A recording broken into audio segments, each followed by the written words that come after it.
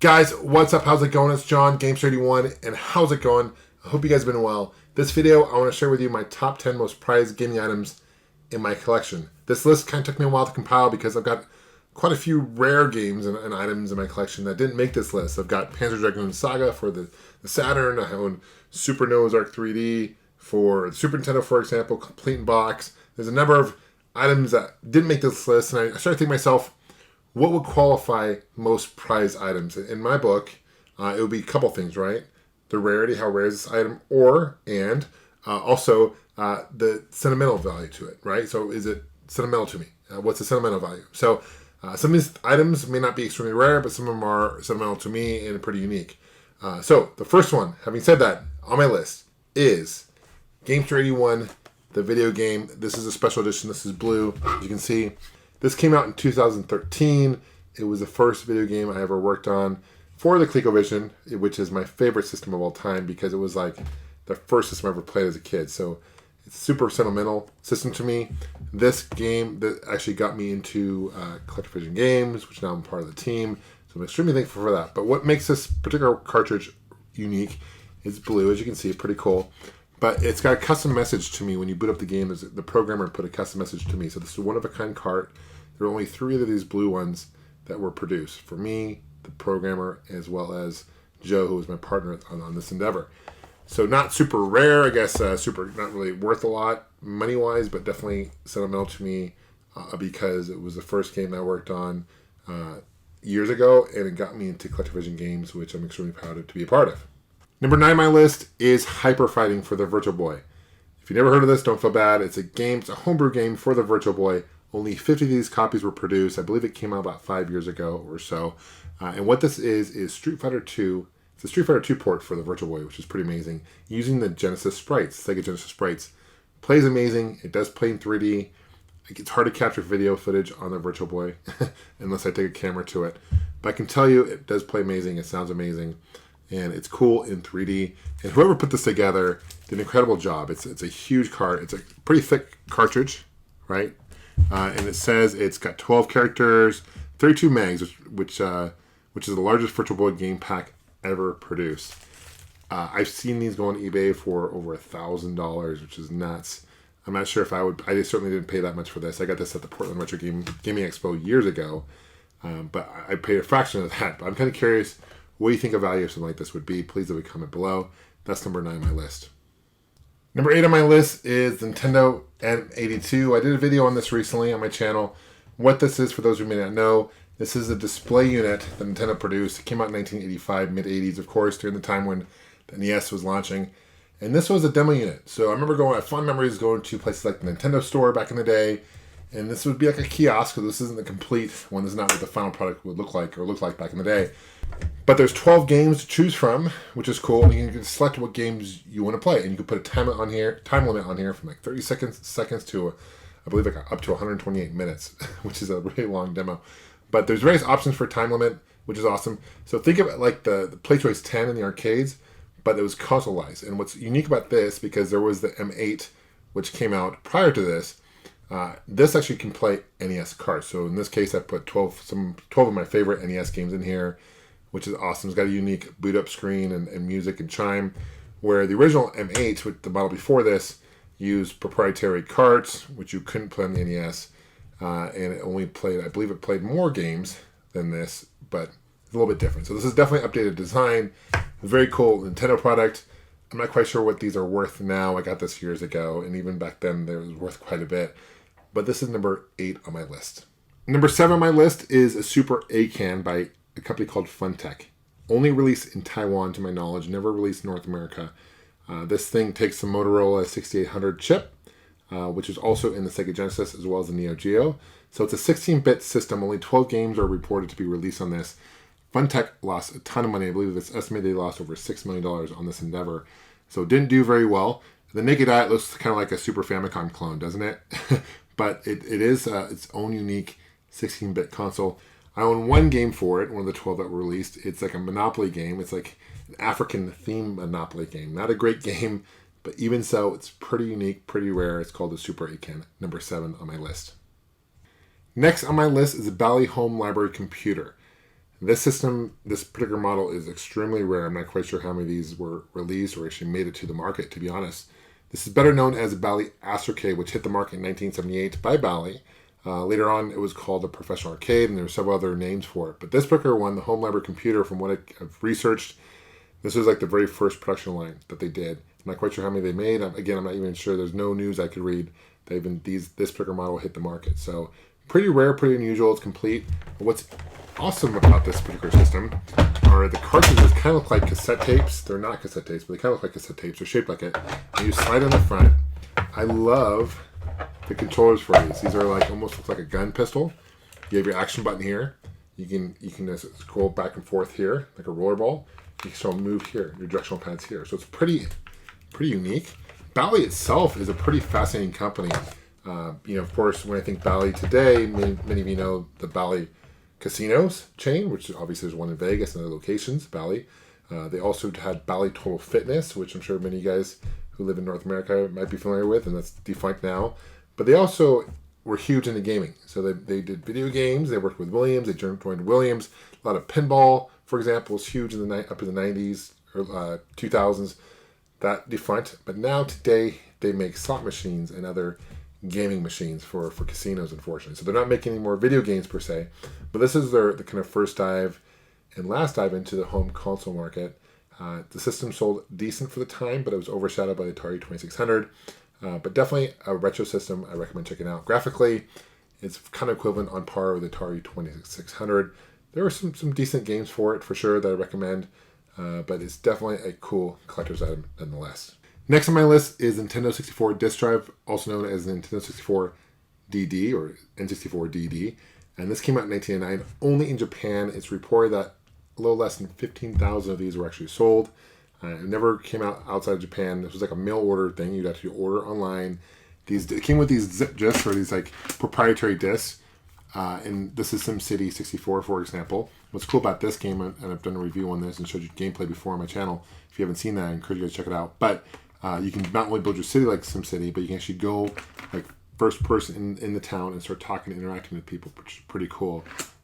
Dr. Wily, or what? Not Dr. Wily, but the doctor in this, the green-haired dude, he makes an appearance. The guy who was in the original SimCity for Super Nintendo, he comes back. So this is like technically a sequel to the Super Nintendo SimCity game. There's also a series called Mario Artist, which is a sequel to Mario Paint, and there's a handful of those, like 4 or 5 that came out. I've done videos on those previously as well. The benefit of this proprietary zip disk, in case they're a zip disk looking thing, the benefit of having this disc, the proprietary disc by Nintendo, was at the time the CDs were really popular, right? Obviously there was PlayStation 1, etc., PlayStation 2. But what made this unique was it was a little faster to load. You could rewrite it, which is awesome, and it was really cheap to produce, fairly cheap to produce. Didn't sell very well. I'm not quite sure how many the extra games they ended up selling. There's only 64 megabytes of information on the disc as well, compared to a CD had 3 times that or more, quite a bit more information you can store on a CD. So pretty cool, pretty unique. Definitely a collector's item today. N64 disc drive. What's also really cool about it is it's region free. So, for example, this is my N64 as a kid, and it will play on it. Now, if you look at the bottom of your N64, you detach it real quick. You notice there's actually a slot on the very bottom of it. Every N64 has it. And that was Nintendo had plans to release this a long time ago. In fact, I remember seeing ads in Nintendo Power back in the day for this DD system, and they had ads for like a Zelda expansion, which or Ocarina of Time expansion, for example. And I was super stoked for that. Unfortunately, it never came to light of day. So you don't need an external power supply to plug this in. This actually feeds off the power of the N64 unit, which is awesome. One game I do recommend for it too is F-Zero. The F-Zero and then the disk drive, you can actually create your own courses, which is awesome, pretty rad. So it's a really cool system. So even though there was only a handful of games that were released, maybe a dozen or so, it's definitely the games that were released were cool. I would have loved to see like a Mario Kart expansion where you can create your own Mario Kart track. That'd been pretty awesome. I'd love to see the Zelda expansion, etc. But this definitely makes my top 10 list of most prized gaming items in my collection.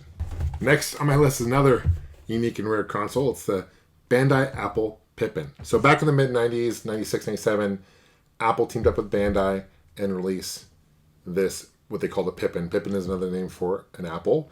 And this is basically a consoleized Mac It runs off the Mac OS operating system back in the mid-90s. 90s were kind of a weird time for Apple. This was before the iPod obviously came out in the early 2000s, so it was kind of a dark time for Apple, and this thing flopped. In fact, less than 42,000 systems sold. They made more keyboards and peripherals for it than they actually produced systems. I guess they made about 100,000 of these, and they ended up basically they ended up getting rid of a lot of these.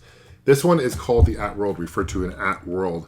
What makes this a little bit more unique, there's two versions, an At-Mark, which is white, and it was available in Japan, which sold a little better in Japan, and the At-World, which also only came out in North America. So the black version is a little bit more uncommon than the white Pippin, which is known as the At-Mark. Now, this is what the controller looks like. Pretty unique controller. It's got a proprietary plug-in. It's got a roller ball, which is awesome, for your mouse, D-pad, and your action button, color buttons. And there's also buttons here on the home button. For example, only 18 games or programs were released for the Pippin. It actually retailed for $600 back in the day, which is a lot. Back in the 90s, that's over, I don't know, with inflation, that's well over probably $2,000 today. So really expensive when it came out, and it was more geared towards like an educational unit, even though they had some games for it too. But why would people purchase this if they could just get a Mac at home? They didn't really advertise very well, and it was a partnership that just kind of fizzled between Bandai and Apple. Next on my list, this is one of my favorite items in my collection. This is a retro Game Boy Kiosk, the original Game Boy Kiosk.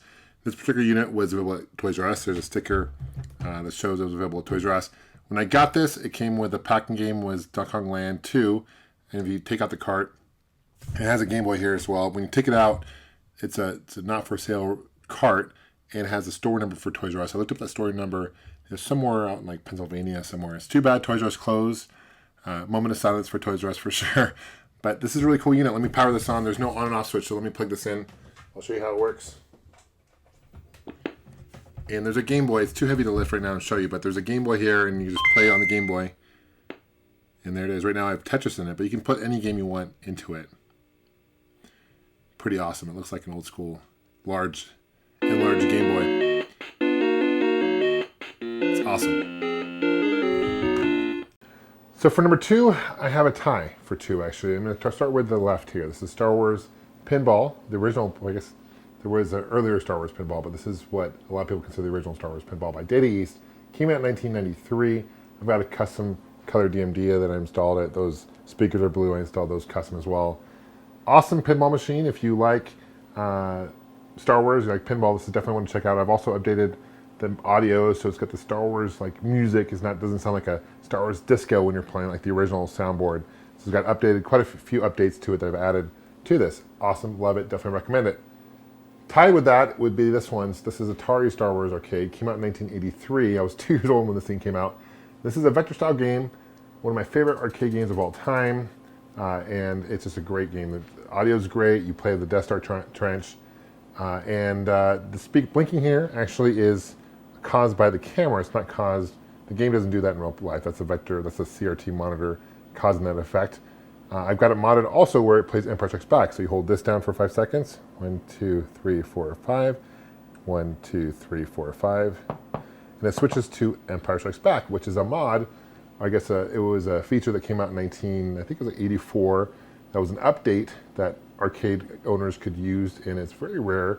In Empire Strikes Back, it's very fun. You play against the AT-ATs, the AT-ATs.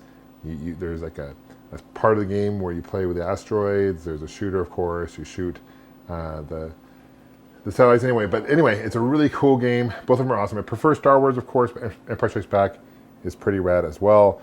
Both these are tied for number 2 on my list. So the number 1 item in my gaming collection is this custom DuckTales Arcade. I love this thing. This is one of 2 ever made. My good friend Sam made this. I got a game on Expo this past year. It's the first one of 2. Sam has, if you want to follow him, see what other projects he's working on, he's doing like a Ghostbuster cabinet, other things. In his, you can follow him by going to Rewind by Design. Here's the back. See, it's number 1. He did another one of these as well, and he's working on a kind of a different looking DuckTales cabinet. So technically there'll be 3, but there's only 2 that look like this. Done in a very old school classic Nintendo style. What's cool is on the bottom, this is actually, what's in this thing is actually an NES, and it plays on a CRT. You can see the attention to detail they put into everything. It's amazing. Right now I've got a multi-cart in this thing, but it will play normal games, any game you want for NES. You can select it, so I can go over here, for example, go down to 36 and click on this.